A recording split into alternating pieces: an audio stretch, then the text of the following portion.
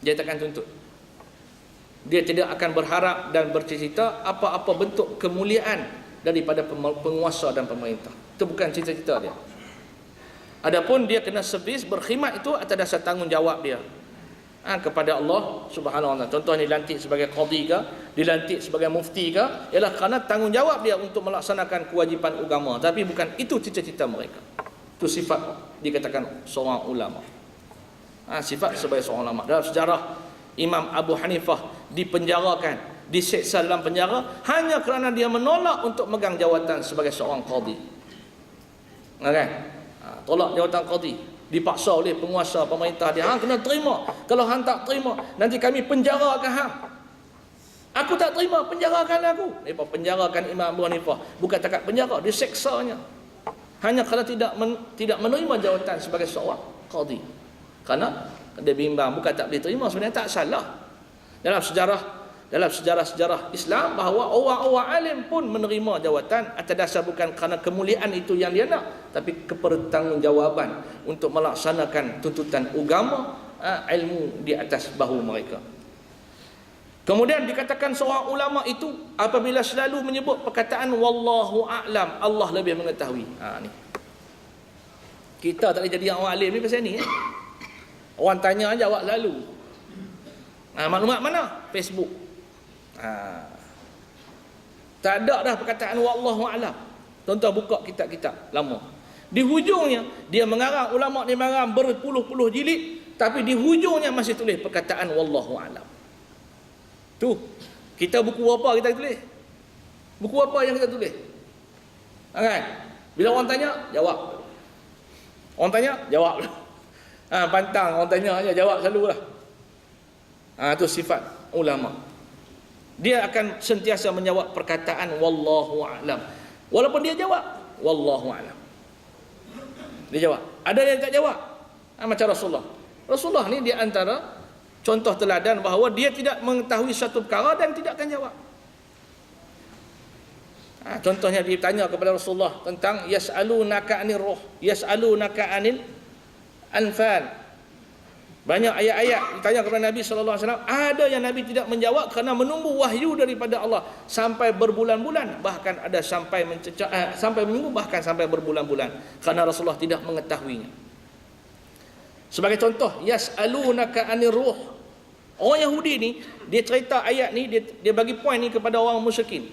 Wahai musyrikin, hampa pi tolong tanya kat Nabi Muhammad tu. Tanya apa? Yas'alunaka 'anil ruh. Tanya kat dia Rasulullah ni tentang ruh. Yahudi kata apa? Kalau Muhammad jawab ruh tu apa, maknanya dia bukan Nabi. Tapi kalau dia diam, betul Nabi. Maka orang musyrikin Mekah dapat poin daripada orang Yahudi, jumpa Rasulullah sallallahu alaihi wasallam, "Ya Muhammad, apa dia? Cerita kepada kami apa ruh?" Nabi pun tunggu jawapan daripada Allah. Maka dengan Nabi tak menjawab mengikut selera dia, itu tandanya dia adalah seorang yang alim. Kerana benda yang dia tak boleh jawab, jangan jawab. Benda yang boleh jawab, baru jawab. Kita semua jawab. Bab makan jawab, bab hukum jawab, bab kek jawab, bab kerja jawab, bab kereta, semua jawab. Orang alim, ulama, dia tidak akan tidak mengetahui satu perkara, maka dia akan menyebut wallahu ta'ala a'lam. Itu sifat dia. Sikit lagi.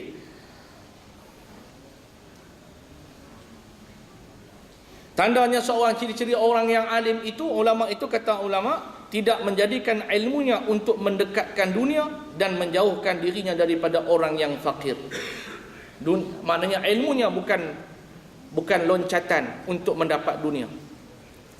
Ilmu bukanlah satu jambatan, bukan satu kenderaan untuk dia gunakan untuk dia mendapat kesenangan dunia.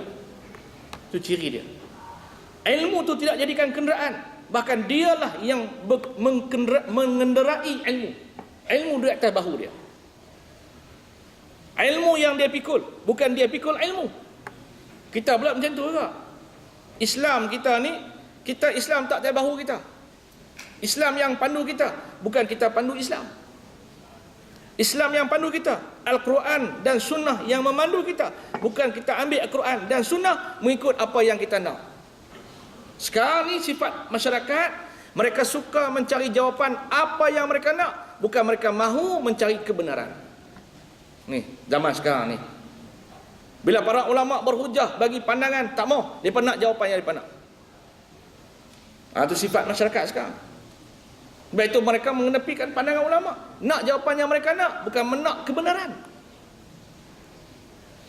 Jadi ilmu para ulama, sifat ulama ialah ilmu yang duduk di atas mereka, bukan mereka lah yang mengendarai ilmu.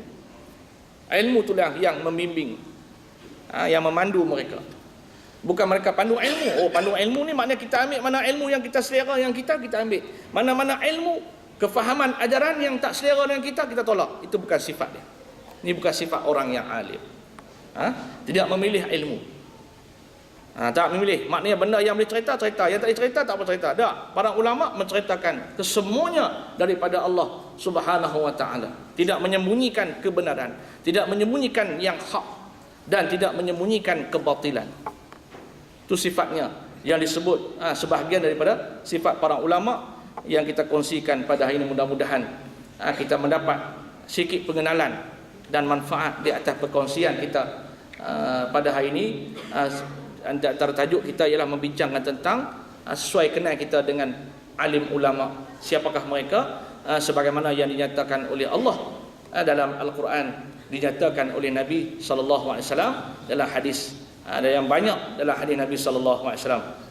Mudah-mudahan kita diberkati dan dirahmati oleh Allah Subhanahu wa ta'ala, dan kita tangguh dengan tasbih kafarah dan salawat. Subhanakallah wa bihamdika asyhadu an la ilaha illa anta astaghfiruka wa atubu ilaik. Wal 'asrina al-insana lafi khusr illa alladhina amanu wa 'amilus shalihat wa tawassaw bil haqq wa tawassaw bis sabr. Wassalamu alaikum warahmatullahi taala wabarakatuh. Dan untuk maklum